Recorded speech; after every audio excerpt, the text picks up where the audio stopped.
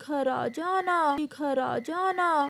कितने ही दिन हो गए मैं नदी पर नहीं गई। आज मेरा नदी पर जाने को मन है। कौन बेटी? मैं अपनी माँ की बेटी हूँ। और खबरदार, अगर मुझे फिर से बेटी कहा तो। बेटी, आप हर समय मुझसे ऐसे ही क्यों बात करती हो? सास और बहू में माँ बेटी का रिश्ता ही तो होता है। मुझे अपने रिश्तों की पहचान है। मुझे भाषण देने की कोई जरूरत नहीं है। ऐसा कहते हुए गोरी कौवी घर से चली जाती है। यार कबूतर, मैं अपनी पत्नी की वजह से बहुत परेशान हूँ। क्या हुआ कालू? मेरी पत्नी हर समय मुझसे लड़ाई करती है और अब तो मेरी पत्नी माँ के साथ रहना भी नहीं चाहती। कालू, आपने आज तक अपनी माँ की इज्जत नहीं की और अब तुम्हारी पत्नी भी तुम्हारे जैसी ही आ गई है। अब तो गई बेचारी काम से। अपनी पत्नी को समझाओ और अपनी माँ के सारे काम आप खुद कर लिया करो। फिर वो सब वहाँ से चले जाते हैं। कुछ दिन बाद कालू अपनी पत्नी से कहता है, गोरी, मैं दूसरे जंगल जा रहा हूँ। शाम को देर से घर आऊंगा। मेरे लिए कोई मीठा फल भी लेते आना। और बेटा, मेरे लिए दवा भी। मुझे सारी रात नींद नहीं आती। कालू, तुम ऐसा करना, मेरा फल रहने देना, अपनी माँ की दवा ही ले आना। ये तुम्हारी माँ तो जलती है मुझसे। कालू बिना कुछ कहे घर से चला जाता है। गोरी बेटी, रात से मेरा पेट खराब है। मुझे कोई नरम चीज बना दो। अगर सेवइयां हैं घर में तो मुझे थोड़ी सी सेवइयां बना दो। तुम्हारा पेट अच्छा भला है, चस्के लगाने के लिए ऐसे नाटक ना किया करो। मेरे पास समय नहीं है तुम्हारी सेवइयां बनाने का। मैं अपनी माँ के पास जा रही हूँ। बेटी, आपने कालू को तो नहीं बताया कि आप अपनी माँ के पास जा रही हो। मुझे किसी को बताने की कोई जरूरत नहीं है। ऐसा कहते हुए गोरी कौवी अपनी माँ की तरफ चली जाती है। कालू की माँ उठकर रसोई में जाती है और अपने लिए सेवइयां बनाने लगती है। वो आग जलाती है मगर उसे चक्कर सा आ जाता है और वो वहीं रसोई में गिर जाती है। आज तो केवल 10 रुपए ही है मेरे पास। अब इनसे माँ की दवा लूं या गोरी के लिए मीठा फल? फल ही ले लेता हूँ। माँ की दवा मैं कल ले लूंगा। ऐसा सोचते हुए कालू फ्रूट की दुकान से मीठा फल लेता है और अपने घर के लिए उड़ता है। माँ, माँ, ये क्या हुआ? आप यहाँ कैसे गिर गई? मैं सेवइयां बनाने लगी थी कि यहाँ गिर गई। बस थोड़ी सी चोट आई है। कालू अपनी माँ को उठाकर घोंसले में बिठाता है। गोरी से कहा होता, वो आपको सेवइयां बना देती। बहू तो सुबह से अपनी माँ से मिलने गई हुई है। लगा लो, मेरी चुगलियां लगा लो मेरे पति से। गोरी कभी भी वापस आ जाती है। नहीं बेटी, मैं तो अपने बेटे को बता रही थी। जो बताना है बता दो, न जाने कब मरोगी तुम और कब मेरी जान छोड़ोगी। गोरी, कुछ सोच कर बोलो। माँ है मैं। कितने ही दिन हो गए मैं नदी पर नहीं गई। आज मेरा नदी पर जाने को मन है। कौन बेटी? मैं अपनी माँ की बेटी हूँ। और खबरदार, अगर मुझे फिर से बेटी कहा तो। बेटी, आप हर समय मुझसे ऐसे ही क्यों बात करती हो? सास और बहू में माँ बेटी का रिश्ता ही तो होता है। मुझे अपने रिश्तों की पहचान है। मुझे भाषण देने की कोई जरूरत नहीं है। ऐसा कहते हुए गोरी कौवी घर से चली जाती है। यार कबूतर, मैं अपनी पत्नी की वजह से बहुत परेशान हूँ। क्या हुआ कालू? मेरी पत्नी हर समय मुझसे लड़ाई करती है और अब तो मेरी पत्नी माँ के साथ रहना भी नहीं चाहती। कालू, आपने आज तक अपनी माँ की इज्जत नहीं की और अब तुम्हारी पत्नी भी तुम्हारे जैसी ही आ गई है। अब तो गई बेचारी काम से। अपनी पत्नी को समझाओ और अपनी माँ के सारे काम आप खुद कर लिया करो। फिर वो सब वहाँ से चले जाते हैं। कुछ दिन बाद कालू अपनी पत्नी से कहता है, गोरी, मैं दूसरे जंगल जा रहा हूँ, शाम को देर से घर आऊंगा। मेरे लिए कोई मीठा फल भी लेते आना। और बेटा, मेरे लिए दवा भी, मुझे सारी रात नींद नहीं आती।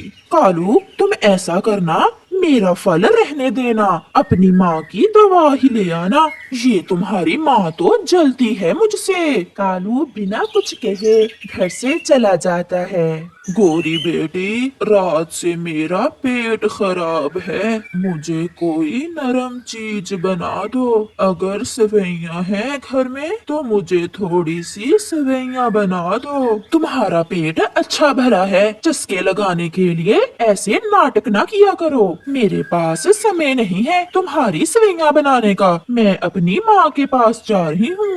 बेटी, आपने कालू को तो नहीं बताया कि आप अपनी माँ के पास जा रही हो। मुझे किसी को बताने की कोई जरूरत नहीं है। ऐसा कहते हुए गोरी कौवी अपनी माँ की तरफ चली जाती है। कालू की माँ उठकर रसोई में जाती है और अपने लिए सेवइयाँ बनाने लगती है। वो आग जलाती है मगर उसे चक्कर सा आ जाता है और वो वहीं रसोई में गिर जाती है। आज तो केवल 10 रुपए ही है मेरे पास, अब इनसे माँ की दवा लूं या गोरी के लिए मीठा फल ही ले लेता हूँ। माँ की दवा मैं कल ले लूंगा। ऐसा सोचते हुए कालू फ्रूट की दुकान से मीठा फल लेता है और अपने घर के लिए उड़ता है। माँ, ये क्या हुआ?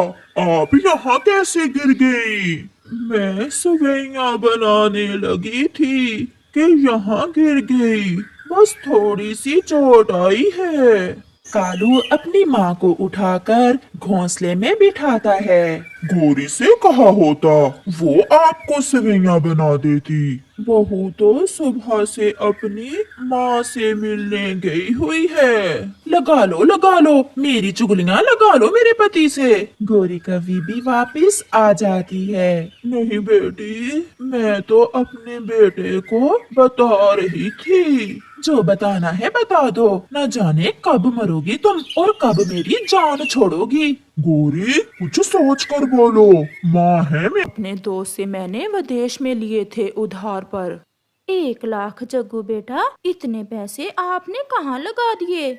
मम्मा, हिसाब बाद में ले लेना। फिर जग्गू अपनी मम्मा से रुपए लेकर चला जाता है। जग्गू तो विदेश में जाकर पढ़ने की बजाय जुआ खेलता रहा था। वो एक बड़ा जवारी बन गया था। आज भी वो अपनी मम्मा से 1 लाख लेकर जुआ खेलने चला जाता है। मम्मा, मुझे माफ करना, मैं आपका हार आपको वापस ना ला कर दे सका। मम्मा, गोरी आंटी के पास है वो हार। मैं गया था, परंतु गोरी आंटी तो उल्टी सीधी बातें करने लगी। छोड़ो मेरे बेटे, आप क्या हार हार लगाए रखते हो। अब मेरा बेटा मेरे पास आ गया है ना, मुझे सब कुछ मिल गया। फिर कुकू अपनी मम्मा का बहुत ख्याल रखता, अपनी मम्मा को अच्छे अच्छे फल ला कर देता और अपनी मम्मा के लिए एक नया घर भी खरीद लेता है। अब चिड़िया और उसका बेटा नए घर में रहने लगे थे। दूसरी तरफ जग्गू कौवा अपने मम्मा पापा की सारी दौलत जुए में हार देता है और फिर एक दिन जग्गू अपने मम्मा पापा से कहता है, मम्मा और पापा, आप मेरे साथ चलें, मुझे आपको किसी से मिलाना है। मेरी सारी जिंदगी की कमाई तुमने 2 महीनों में उजाड़ दी, अब किससे मिलाने लेकर जा रहे हो तुम हमें? मम्मा पापा, चले तो सही। फिर जग्गू अपने मम्मा और पापा को ले जाता है और उन्हें एक सूखे किक्कर के पेड़ पर एक पुराने से घोंसले में ले जाकर बैठा देता है। जग्गू, ये सब क्या है और यहाँ तो कोई नहीं है, आखिर किससे मिलवाने लाए थे तुम हमें? मम्मा पापा मुझे माफ करना, कल मेरे पास रुपए तो बचे ना थे, मैं सब हार गया था। फिर मैंने सोचा कि घर ही जुए पर लगा देता हूँ। फिर क्या था मम्मा, मैं घर भी हार गया हूँ, इसीलिए मैं आपको यहाँ ले आया हूँ। तुमने हमसे हमारा घर भी छीन लिया है। कितने प्यार से पाला था हमने तुम्हें, तुम्हारी हर इच्छा पूरी की। मम्मा बस एक बार मुझे जीत लेने दो, मैं सब आपको वापस ला कर दिखाऊंगा। मम्मा ये हार जो आपने पहन रखा है, अगर आप मुझे ये हार दे दें तो मैं सब वापस ला सकता हूँ।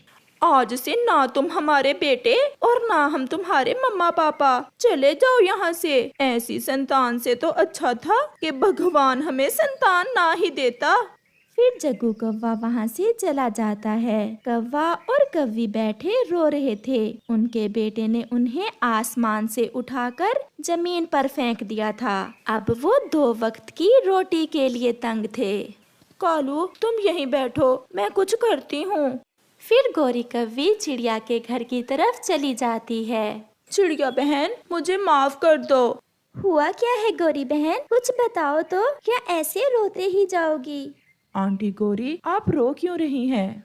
चिड़िया, जहाँ तुम्हारा बेटा विदेश से पढ़ाई मुकम्मल करके आया है, वहाँ से मेरे जग्गू को जुआ खेलने की आदत पड़ गई है। उसने तो 2 महीने में ही सब लुटा दिया, हमारी सारी दौलत हार गया है वो, और आज तो उसने हमारा घर भी जुए में हार दिया।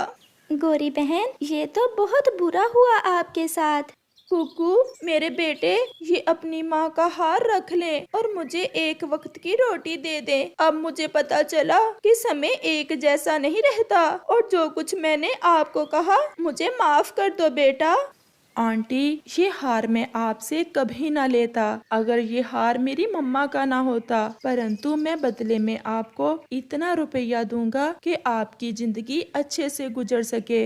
फिर कुकू अपनी मम्मा का वही हार वापस ले लेता है, जिसे बेचकर उसकी मम्मा ने उसे पढ़ाई के लिए विदेश भेजा था, और गोरी और कालू को एक नया घर लेकर दे देता है। गोरी और कालू का बेटा जग्गू अपने मम्मा पापा को छोड़कर न जाने कहाँ चला जाता है। इस कहानी से हमें सीख मिलती है, अपने रुपए पैसे पर ध्यान रखना ही जिंदगी का मकसद नहीं है, बल्कि जिंदगी का असल मकसद ये है कि आप अपनी संतान की प्रशिक्षण कैसे कर रहे हैं, क्योंकि संतान ही पक्षियों का सब कुछ होता है।